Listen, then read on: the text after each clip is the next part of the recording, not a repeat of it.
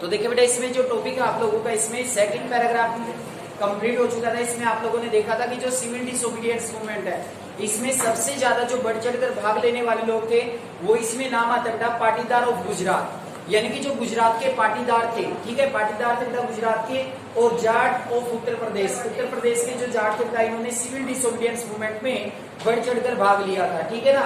लेकिन बाद में जब सेकंड फेज चलता है हमारे सिविल डिसोबीडियंस मूवमेंट का, तो ये लोग इस मूवमेंट को मतलब इतना ज्यादा सीरियस नहीं लेते, क्योंकि इनका मानना था कि इस मूवमेंट चलने के बाद यानी कि इन्हें किसी प्रकार का कोई रिलैक्सेशन नहीं दिया गया, और जो इनकी मेन डिमांड थी बेटा कि रिवेन्यू में इनको रिलैक्सेशन दिया जाए, वो रिलैक्सेशन भी इनको नहीं मिला, ठीक है। तो ये लोग कहने का मतलब है पैसिव हो जाते हैं इस मूवमेंट के प्रति।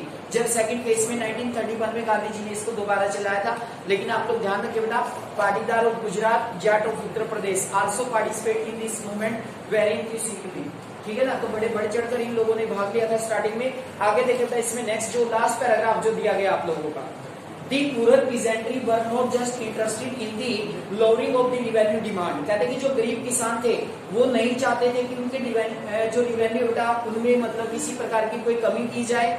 क्यों नहीं चाहते थे वो? Many of them were small tenants cultivating land they had rented from landlord। कहते कि क्योंकि उनमें से ज्यादातर जो छोटे किसान थे उन्होंने अपनी जो भूमि थी बेटा वो अपने लैंडलॉर्ड से ली हुई थी, ठीक है, यानी कि छोटी मोटी खेती बाड़ी करते थे बेटा वो लोग, और वो भी ज्यादातर जो भूमि है उन्होंने अपने किसी न किसी जमींदार से ली हुई थी, डायरेक्ट रूप से, यानी कि ब्रिटिश के कंट्रोल में नहीं थे।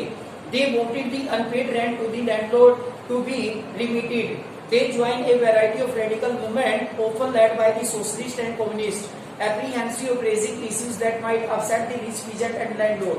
कहते कि लेकिन ज्यादातर जो राइजिंग इश्यूज थे बेटा, जो मुद्दे उठ रहे थे उसमें ज्यादातर रिच पीजेंट्स थे और बड़े बड़े लैंडलॉर्ड लोग शामिल थे।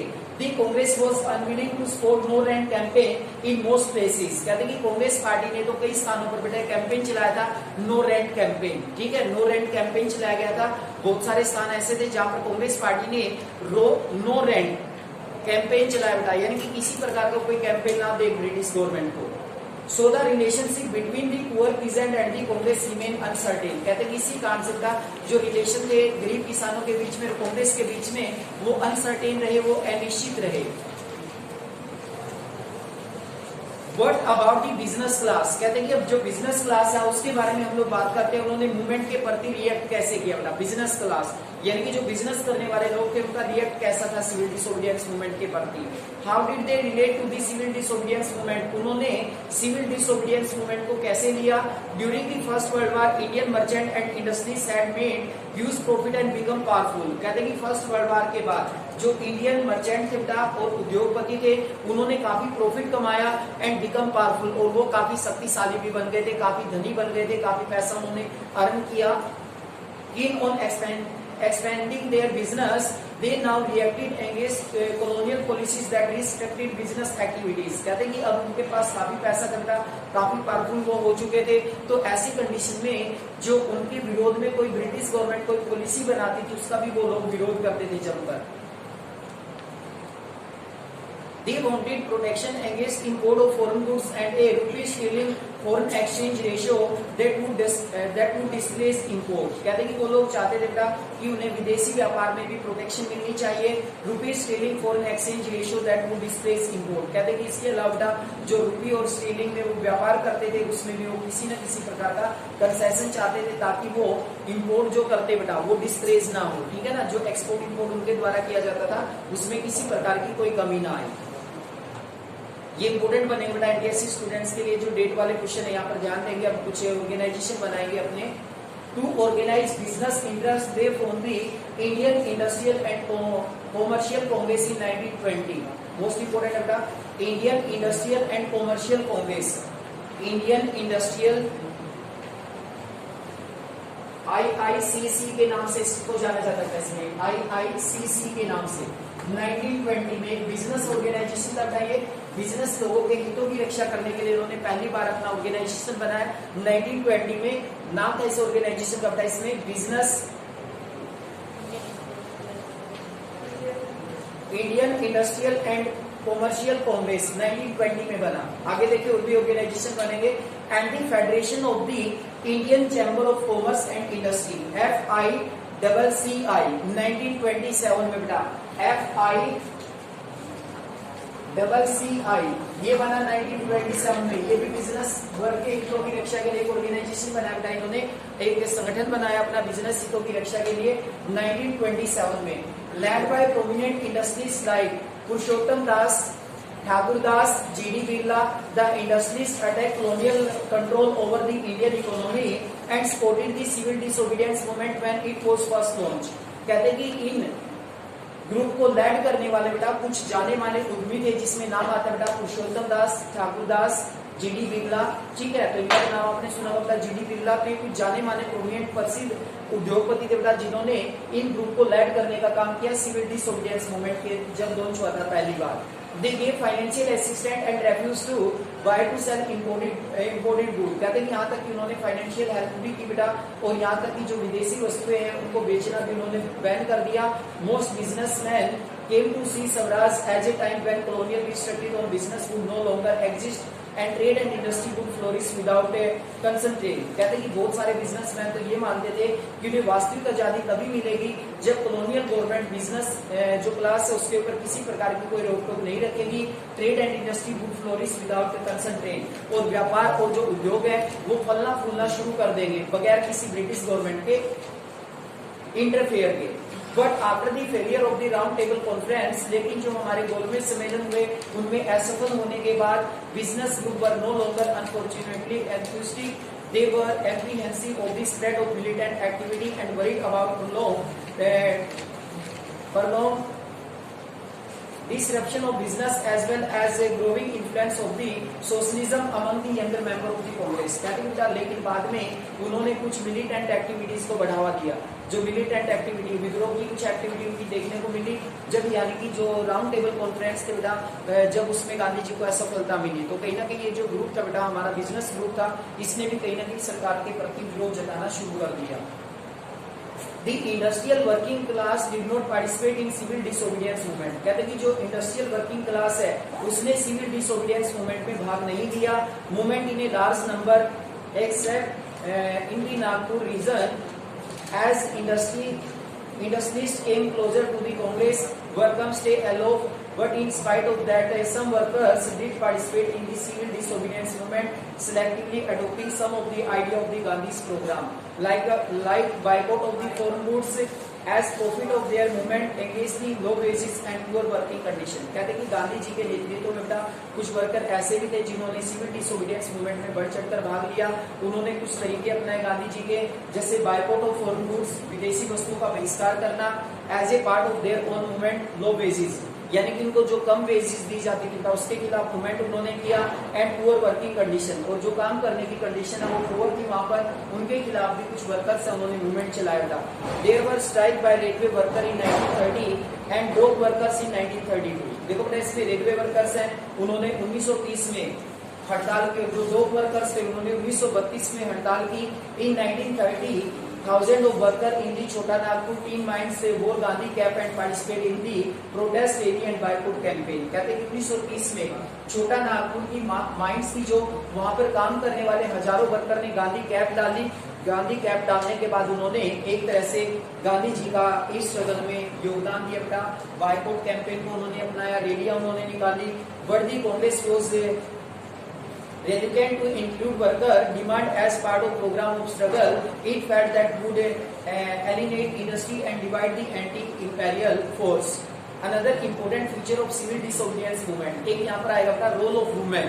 Role of women in civil disobedience movement, यानी कि एक फीचर हो रहा है बेटा सिविल डिसोबीडियंस मूवमेंट की। आप लोगों ने देखा भाई इसमें हर ग्रुप है समाज का। रूरल एरिया से हमने बात की, अर्बन एरिया से हमने बात की, बिजनेस ग्रुप के बारे में यहाँ पर बात की। इसमें जो वर्कर्स है वर्कर्स की हमने बात की, हर ग्रुप ने भाग लिया बेटा इस मूवमेंट में। लेकिन इस मूवमेंट के सबसे बड़ी इंपॉर्टेंट फीचर एक और है बेटा, कौन से फीचर है कि इस मूवमेंट में महिलाओं ने भी बढ़ चढ़कर भाग लिया। सेपरेट क्वेश्चन भी बोर्ड के लिए आ जाता है बेटा इसमें, what was role of civil disobedience, what was the role of women in civil disobedience movement, यानी कि औरतों की क्या भागीदारी थी बेटा सिविल डिसोबीडियंस मूवमेंट में, सविनय अवज्ञा आंदोलन में। तो देखिए क्या रोल था, औरतों की क्या भूमिका थी। Another important feature of civil disobedience movement was a large scale participation of women। सबसे इंपोर्टेंट फीचर थी सिविल डिसोबीडियंस मूवमेंट की कि महिलाओं ने इस आंदोलन में बढ़ चढ़कर भाग लिया।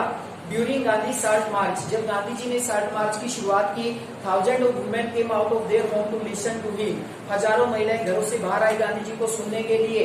दे participate in protest marches manufacturing salt, कहते हैं कि महिलाओं ने आंदोलन में बढ़ चढ़कर भाग लिया। मैन्युफैक्चर साल्ट, नमक बनाया। And picket foreign cloth and liquid shop, और यहाँ तक कि जो फॉरेन क्लॉथ की दुकानें थी बेटा, विदेशी कपड़ों की दुकानें थी और लिक्विड शॉप थी, उनकी पिकेटिंग भी उन्होंने की। मैनी वेंट टू जेल, बहुत सारी औरतें जेल में भी गई। In urban area this women were from high cast families, कहते हैं कि शहरी क्षेत्र से अगर हम वुमेन की बात करें तो ज्यादातर ये हाई ऊंचे जाति की परिवारों से संबंध रखने वाली महिलाएं थी बेटा। In rural area they come from the rich peasant house hold, कहते कि ग्रामीण क्षेत्र से ये महिलाएं यानी कि जो रिच पीजेंट थे उनके घरों से संबंध रखती थी। Move by Gandhi ji call they began to see service to the nation as a scare duty of women, कहते कि गांधी जी के कहने पर उन्होंने देश सेवा की बेटा एक सच्ची ड्यूटी मानकर, देशभक्ति का काम मानकर उसे। Yet this increased public role did not necessarily mean any radical change in the way of the position of women was visible, कहते कि ऐसी कंडीशन में मतलब किसी प्रकार का कोई चेंज हमें देखने को नहीं मिला था वुमेन की स्थिति में। Gandhi was convinced that it was the duty of women to look after home and help be good mother and good wives, Gandhi ji ने भी ये कहा कि औरतों की ड्यूटी होती है घर की देखभाल करना, स्वास्थ्य की देखभाल करना, be good mother and good wife, एक अच्छी माता बनना और एक अच्छी पत्नी बनना। And for a long time the Congress was relegated to allow women to hold any position of authority within the organisation, it was keen only on their symbolic presence, कहते कि कांग्रेस पार्टी के अंदर बेटा महिलाओं को किसी प्रकार की कोई बड़ी पोजीशंस नहीं दी गई थी, यानी कि महिलाओं को किसी प्रकार का कोई विशेष अधिकार नहीं दिया गया था। अभी तक जो फीमेल्स की महिलाएं थी, ठीक है, अभी तक कांग्रेस में भी किसी प्रकार की कोई पोजीशन नहीं थी, सिर्फ बाहरी बातें की जा रही थी महिलाओं के बारे में। तो गांधी जी ने भी कहा महिलाओं के बारे में कि महिलाएं एक अच्छी पत्नी बने, घर की देखभाल करें, स्वास्थ्य का ध्यान रखे बेटा, ठीक है, एक अच्छी माँ बने। तो ये सारी की सारी बातें बेटा ऐसा कहा गया कि कांग्रेस पार्टी के अंदर यानी कि महिलाओं की कमी थी, कोई ऐसा रिप्रेजेंटेशन नहीं कर रही थी, कोई फीमेल आगे नहीं आई बेटा कांग्रेस पार्टी में जो एक तरह से लैड कर सके, कहीं ना कहीं फीमेल्स की कमी हमें नजर आती थी वहां पर।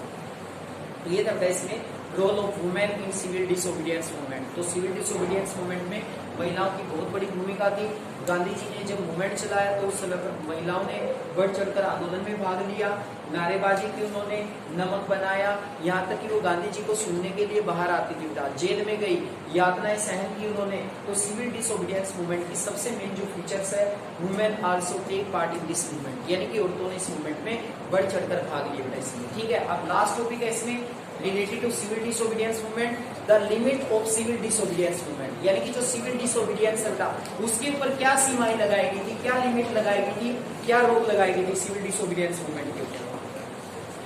Not all social groups were moved by the abstract concept of Swaraj. One such group was Nation Untouchable, who from around 1930 began to call themselves Dalit or oppressed. कहते बेटा कोई भी सामाजिक ग्रुप नहीं था जो स्वराज के लिए ना लड़ रहा हो उस समय पर। One such group was nation untouchable, कहते कि समाज में एक ऐसा ही वर्ग था जिसे अनटचेबल कहा जाता था, अछूत कहा जाता था बेटा। Who from around the 1930, ये अछूत लोग 1930 के आसपास इकट्ठे हुए, had begun to call themselves दलित और oppressed, कहते कि इन्होंने अपने आप को दलित कहना, दबा कुचला कहना शुरू कर दिया बेटा। तो यहाँ पर देखेंगे आप लोग मानते बेटा हमारा समाज कास्ट सिस्टम को बेस करता है, कास्ट सिस्टम के आधार पर आधारित है। तो हम जाति के नाम पर बटे होते थे बेटा, कुछ लोगों को निम्न जाति का माना जाता था जिसे अनटचेबल कहा जाता था, ये अनटचेबल अपने आप को दलित कहते थे। गांधी जी ने जो इन्हें हरिजन कहकर पुकारा था, हरिजन सन ऑफ हरि, गॉड के बच्चे यानी कि भगवान के बच्चे बेटा इसमें, ठीक है। निम्न जाति के जो लोग थे, और कहीं ना कहीं गांधी जी का और जो बी.आर. अम्बेडकर है बेटा उनका डिस्प्यूट भी होता है इस बात को लेकर। फिर बाद में इनके बीच में एक एग्रीमेंट साइन होता है, पूना पैक्ट जिसे हम लोग बोलते हैं, ठीक है, पूना पैक्ट के नाम से जाना गया। उसको देखिए आगे इसमें कंप्लीट क्या बताया गया इसमें। For long the Congress has ignored the Dalit, the fear of offending the Sanatanis, the conservatives, high caste Hindu, कहते कि काफी लंबे समय से जो कांग्रेस पार्टी बेटा वो दलित लोगों को इग्नोर करती आ रही थी, ठीक है ना। और कहीं ना कहीं अगर हम बात करें हाई कास्ट हिंदूज का, उनका डर बना हुआ था दलित लोगों के मन में। But Mahatma Gandhi ji declared that Swaraj would come for 100 years if untouchability was not eliminated. लेकिन महात्मा गांधी जी ने ये घोषणा कर दी थी कि आजादी तब तक हमें नहीं मिलेगी जब तक हम अछूतता को, ये जो अनटचेबिलिटी है, इसको समाज से खत्म नहीं करेगा। गांधी जी ने तो ये घोषणा कर दी थी कि वास्तविक आजादी हमें तब तक नहीं मिलेगी जब तक ये अछूत हम समाज में मानते हैं, किसी को छोटा हम समाज में मानते हैं, जाति के आधार पर समाज का डिवीजन करते हैं, जब तक हमें वास्तविक आजादी नहीं मिलेगी, जब तक हम अछूत, ये जो अछूत समझे जाते हैं लोग, इस सिस्टम को बंद नहीं कर देते, इस सिस्टम को खत्म नहीं कर देते बेटा, जब तक हमें कोई आजादी नहीं मिलेगी। ही कॉल्ड दी अनटचेबल हरिजन। ही का मतलब यहाँ पे क्या बेटा? गांधी जी ने जो अछूत लोग है बेटा, इनको हरिजन कहा, अनटचेबल को हरिजन कहा बेटा। हरिजन का मीनिंग क्या होता है बेटा?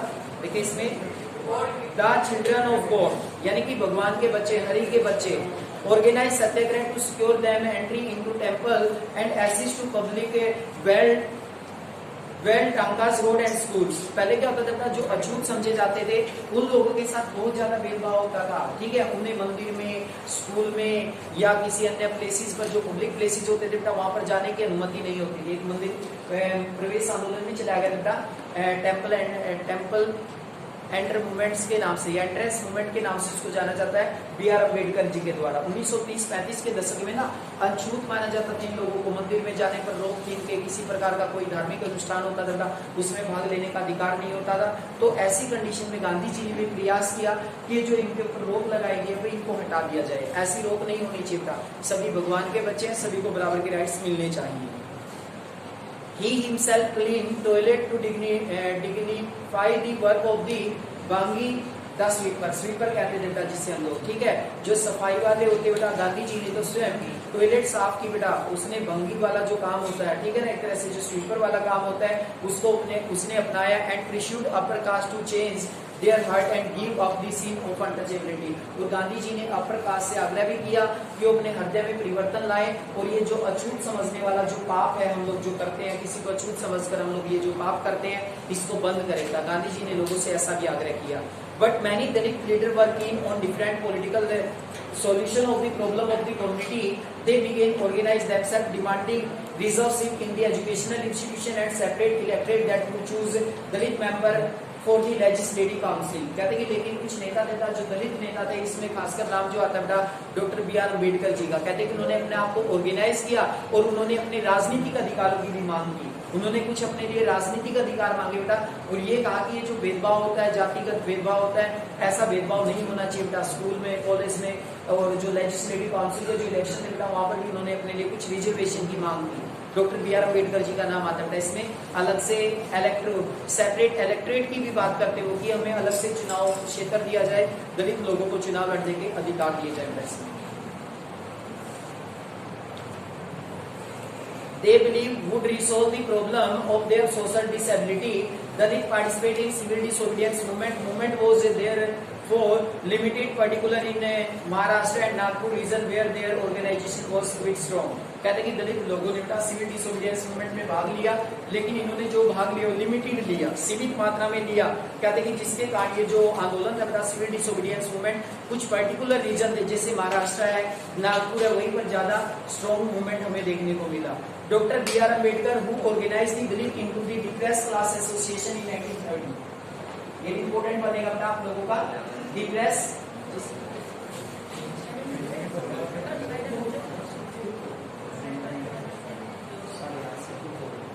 स्कूल का टाइमिंग 2:40 तक रहेगा मंडे को आप लोगों, 2:40 तक का, और मॉर्निंग में सेम टाइम रहेगा, ठीक है। ये ध्यान रखना आप लोगों को, मॉर्निंग में सेम टाइम, सुबह वही 8:30 बजे यानी कि क्लासेस स्टार्ट हो जाएंगी और 2:40 तक। देखिए अब आगे इसमें कंटिन्यू करें, मंडे से कंटिन्यू आगे regular. Doctor B R. Ambedkar who organised the Dalit into depressed class association in 1930 clash with Mahatma Gandhi ji at second round table conference by demanding separate electorate for Dalit। देखिए बेटा ये इंपोर्टेंट आता है यहाँ पर। Doctor B R. अम्बेडकर जी ने depress class association 1930 में याद रखना है, इसमें डिप्रेस क्लास एसोसिएशन 1930 में ऑर्गेनाइज किया और दलित लोगों के लिए सेपरेट इलेक्ट्रेट की मांग की यहाँ पर, ठीक है ना। उन्होंने कहा कि दलित लोगों को अलग से चुनाव क्षेत्र मिलने चाहिए। एक्चुअल में क्या करता है ये बी आर अम्बेडकर जी भी नहीं समझ पाए, ठीक है। ये क्या थी, एक चाल थी ब्रिटिश गवर्नमेंट की, ये थी डिवाइड एंड रूल वाली पॉलिसी, वही की बेटा फूट डालो राज वाली policy, divide and rule policy. यहाँ पर कहीं ना कहीं उन्होंने doctor B R Ambedkar ji को प्रेरित किया कि वो अपने लिए सेपरेट इलेक्ट्रेट की मांग करे, अलग चुनाव क्षेत्र की मांग करे, भाई अलग से हम लोग तो, हमें तो अलग चुनाव में सीट चाहिए, ठीक है। और डॉक्टर बी आर अम्बेडकर जी ने ऐसा ही किया। दूसरा, उसने मुस्लिम्स को भी प्रमोट किया, मुस्लिम्स लोगों को भी कहा कि हमें भी अलग से सेपरेट इलेक्ट्रेट सीट चाहिए, तो मुस्लिम्स ने भी डिमांड की। लेकिन यहाँ पर हम बात करेंगे बेटा सिर्फ दलित लोगों की, तो दलित लोगों को कहीं ना कहीं तोड़ने का काम किया बेटा, एक नेशनल मूवमेंट को जो गति मिल रही थी उसको वीक करने का काम किया था। ये कहीं ना कहीं सेकंड राउंड टेबल कॉन्फ्रेंस में गांधी जी और doctor B R Ambedkar ji की इस बात को लेकर गांधी जी बी आर अम्बेडकर जी को समझाते भी हैं, भाई आप सेपरेट इलेक्ट्रेट की मांग करेंगे तो फिर देश टूट जाएगा, जाति के नाम पर टूट जाएगा। पहले हम लोग धर्म के नाम पर बटे, अब हम जाति के नाम पर बढ़ जाएंगे। लेकिन डॉक्टर बी आर अम्बेडकर इस बात पर अड़े रहते बेटा। लेकिन बाद में एक समझौता होता है between doctor B R Ambedkar and Gandhi ji, this came to be known as the name of Poona pact. देखिए बेटा इसमें पूना पैक्ट से रिलेटेड क्या था ये incident. When the British government conceded Ambedkar demand, Gandhi ji began a fast up to death। कहते कि जब ब्रिटिश गवर्नमेंट ने अंबेडकर की डिमांड को मानने का प्रयास किया तो गांधी जी ने उपवास कर लिया। भाई जब तक वो उपवास पर रहेंगे जब तक उनकी डेथ नहीं हो जाती, यानी कि वो उपवास पर बैठ गए बेटा। He believed that separate electorate for Dalit would slow down the process of the integration into society। क्योंकि गांधी जी का मानना था भाई जो दलित लोग सेपरेट है, यदि उनको इलेक्ट्रेट दे दी गई तो इससे हमारा जो आंदोलन है उसकी गति धीमी पड़ जाएगी और हमारे समाज में भी मतलब फूट हो जाएगी, दोबारा समाज टूट जाएगा। Ambedkar ultimately accepted Gandhi ji position and result was the Poona pact of September 1932। कहते कि लेकिन बाद में बेटा गांधी जी की बात है वो डॉक्टर बी आर अम्बेडकर जी समझ गए, गांधी जी की पोजीशन भी समझ गए वो, और बाद में उन्होंने इस बात को भी स्वीकार किया। और बाद में गांधी जी और डॉक्टर बी आर अम्बेडकर जी के बीच में एक पूना पैक्ट हुआ बेटा, पूना पैक्ट 1932 में, सितंबर 1932 में। वेरी इंपॉर्टेंट क्वेश्चन है बेटा, when was Poona pact sign? Poona pact sign कब हुआ? सितंबर 5 सितंबर 1932 को हुआ था पूना पैक्ट साइन बेटा, between doctor B R Ambedkar and Mahatma Gandhi ji. It gave the depressed class reserve seat in provincial and central legislative council। कहते कि समझौते के अनुसार जो डिप्रेस क्लास था, ये शेड्यूल कास्ट के लोग थे, इनको प्रांतों में भी और केंद्रीय सरकार में भी कुछ सीट्स है वो रिजर्व कर दी गई इनके लिए। But they were to be voted in the general electorate. लेकिन वो जो वोटिंग करेंगे बेटा वो एक सामान्य सीट के लिए करेंगे। The Dalit movement however continue to be apprehensive of the Congress led national movement. जो दलित मूवमेंट होता है एक तरह से वो कंटिन्यू रहा बेटा नेशनल मूवमेंट के दौरान भी, यानी कि जो दलित लोग है बेटा उन्होंने अपनी मांग करना शुरू कर दी थी और डॉक्टर बी आर अम्बेडकर जी ने तो सेपरेट इलेक्ट्रेट की मांग भी कर दी थी। भाई अलग से उनको चुनाव लड़ने के लिए अलग से सीट चाहिए, ठीक है, कुछ सीट्स पर उनको रिजर्वेशन मिलना चाहिए। लेकिन बाद में गांधी जी जब उपवास पर बैठ गए थे, उन्होंने कहा कि मैं आजीवन मृत्यु तक मतलब अपने उपवास पर रहूंगा, तो उसके बाद का ये पैक्ट हुआ था गांधी जी के बीच में डॉक्टर बी आर अम्बेडकर के बीच में, ठीक है। तो इसके तहत क्या था, उनको कुछ सीट्स तो दे दी गई लेकिन जो चुनाव होंगे वो जनरल सीट्स के लिए चुनाव किए जाएंगे इसमें, ठीक है ना। तो ये था इसमें था हमारा पूना पैक्ट। पूना पैक्ट से रिलेटेड क्वेश्चन बनता है, when was Poona pact sign and between whom? Poona pact सितंबर 1932 में ये साइन हुआ था डॉक्टर बी आर अम्बेडकर और महात्मा गांधी जी के बीच में। काफी इंपॉर्टेंट पैक्ट है बताइए, पूना पैक्ट के नाम से इसको जाना जाता है। अब उसके बाद अलग से देखो इसमें हमारे क्वेश्चन भी बता बेटा, यहाँ पर अब मुस्लिम्स भी अलग से मांग करेंगे कि उन्हें भी अलग से इलेक्ट्रेट सेपरेट अलग से चाहिए भाई, ठीक है, वो भी अलग से चुनाव लड़ना चाहते हैं। Some of the Muslim political organisation in India were also left work in their response to civil disobedience movement. कहते हैं कि कुछ मुस्लिम पॉलिटिकल ऑर्गेनाइजेशन थे बेटा वो भी सिविल डिसोबीडियंस मूवमेंट को लेकर उनके भी कुछ रिस्पॉन्स बिल्कुल अलग थे। After the decline of the non cooperation Khilafat movement a large section of Muslim felt alienated from the Congress. कहते हैं कि नॉन कोऑपरेशन खिलाफत मूवमेंट जब ढीला पड़ने लगा बेटा तो बहुत सारे जो मुस्लिम थे वो कांग्रेस से बिल्कुल अलग हो जाते हैं। From the mid 1920, the Congress came to be more visibly associated with openly Hindu religious nationalist group like the Hindu Mahasabha। कहते हैं कि 1920 के दशक के बाद बेटा जो मुस्लिम पार्टी ये इंडियन नेशनल कांग्रेस पार्टी थी, इसने कुछ मुस्लिम संगठनों का भी निर्माण किया। जैसे यहाँ पर नाम आता है हिंदू महासभा, हिंदू महासभा। तो इसे कांग्रेस और जो मुस्लिम लीग पार्टी थी बेटा इनमें फूट पड़ने लगी। ठीक है, दोनों पार्टी है, इन दोनों पार्टियों के बीच में एक तरह से ये मान सकते हैं आप लोग कि दोनों पार्टियों में फूट पड़ने लगी जब कुछ हिंदू संगठनों का निर्माण किया था कांग्रेस पार्टी ने।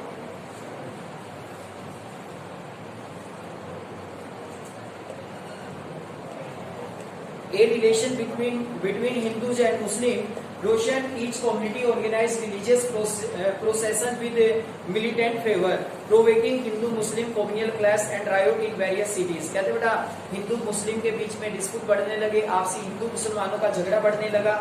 Every riot depend the distance between the two community. कहते कि जो झगड़े हुए बेटा हिंदू मुसलमानों के, इससे दोनों कम्युनिटी के बीच में काफी दूरी बढ़ गई, यानी कि दोनों कम्युनिटी एक दूसरे से अलग हो गई। The Congress and the Muslim League made efforts to renegotiate an alliance and 1927 it appeared that such unity could be flow। कहते कि कांग्रेस पार्टी ने और मुस्लिम पार्टी ने बेटा दोबारा से बातचीत करके अपना दोबारा से संगठन बनाने का प्रयास किया, लेकिन ये सब बेकार की बातें लगी बेटा 1927 के बाद। The important differences were over the question representation of the future assembly that were to be elected। कहते कि जो मुस्लिम से जो पार्टी थी कांग्रेस पार्टी बेटा मुस्लिम लीग थी, इनके बीच में और फूट पड़ जाती है फ्यूचर इलेक्शंस को लेकर।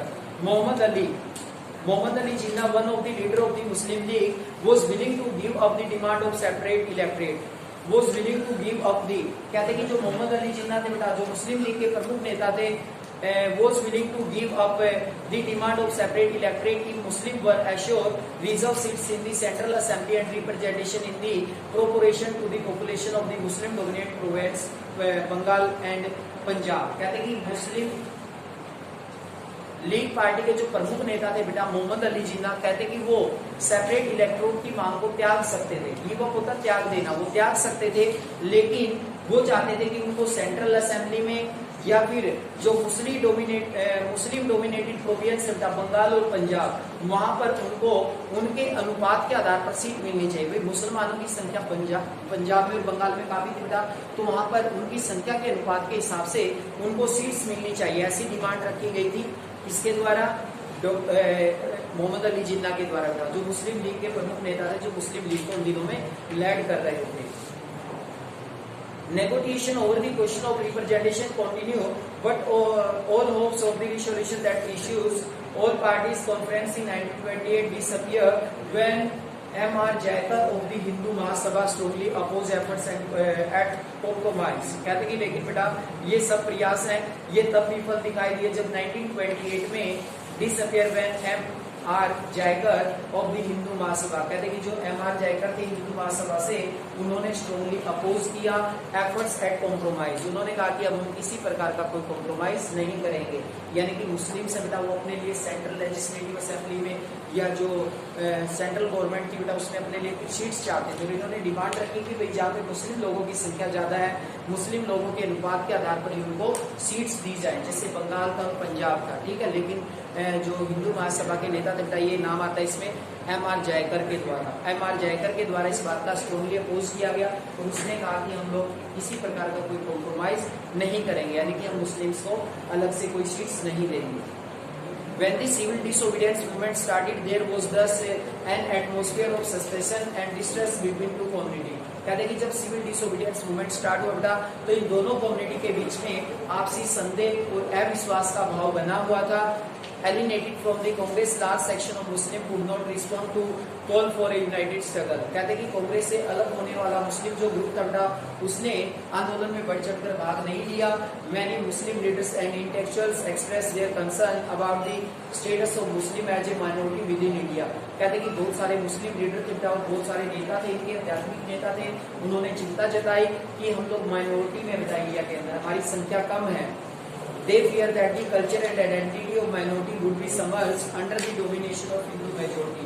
उनके मन में फियर था कि हिंदू लोगों की संख्या ज्यादा है, हिंदू मेजोरिटी में है, कहीं उनका कल्चर उनकी संस्कृति है वो खत्म ना हो जाए, वही हिंदू लोग अपना प्रभाव न जमा ले, क्योंकि हिंदू लोगों की संख्या ज्यादा थी बेटा। और कहीं ना कहीं उनके मन में बात आने लगी थी भाई हिंदू लोगों की संख्या ज्यादा होने के कारण कहीं ऐसा ना हो कि हिंदू लोग हमारे ऊपर अपना रूल इस्टेब्लिश करें बेटा। इस तरीके से बेटा अंग्रेज लोगों ने जो अपना वेपन्स था, डिवाइड एंड रूल वाला वेपन था, वो यहाँ पर भी यूज किया, यानी कि हिंदू और मुस्लिम्स को सेपरेट करने में जो सबसे बड़ी भूमिका थी बेटा वो अंग्रेजों की थी, ब्रिटिश गवर्नमेंट की थी। तो कहीं ना कहीं उन्होंने हमें डिवाइड एंड रूल, फूट डालो राज करो वाला वेपन बार बार यूज किया बेटा, कभी धर्म के नाम पर, कभी जाति के नाम पर। ठीक है, B.R. अम्बेडकर को जातिगत तौर पर उन्होंने मतलब एक तरह से उकसाने का प्रयास किया, और यहाँ पर मोहम्मद अली जिन्ना को अगर हम बात करें बेटा on the basis of religion, धर्म के नाम पर उनको उकसाने का प्रयास किया। ये मेन पर्पज उनका एक ही था बेटा, डिवाइड एंड रूल, फूट डालो राज करो की नीति को फॉलो करके वो भारत के ऊपर लंबे समय तक रूल करना चाहते थे, देश को वो गुलाम बनाकर रखना चाहते थे। तो यही पर्पज था इसमें। उसके बाद बेटा इसमें the sense of collective belonging, the sense of collective belonging, यानी कि कुछ सामूहिक भाव थे बेटा, हमारे कुछ सामूहिक भावनाएं थी जो हमारे से जुड़ी हुई थी, सभी देशवासियों से जुड़ी हुई थी। तो कौन कौन सी भावनाएं थी बेटा इसमें? जो राष्ट्रवादी आंदोलन था हमारा, उसको लेकर बेटा कुछ क्वेश्चन आएंगे यहाँ पर।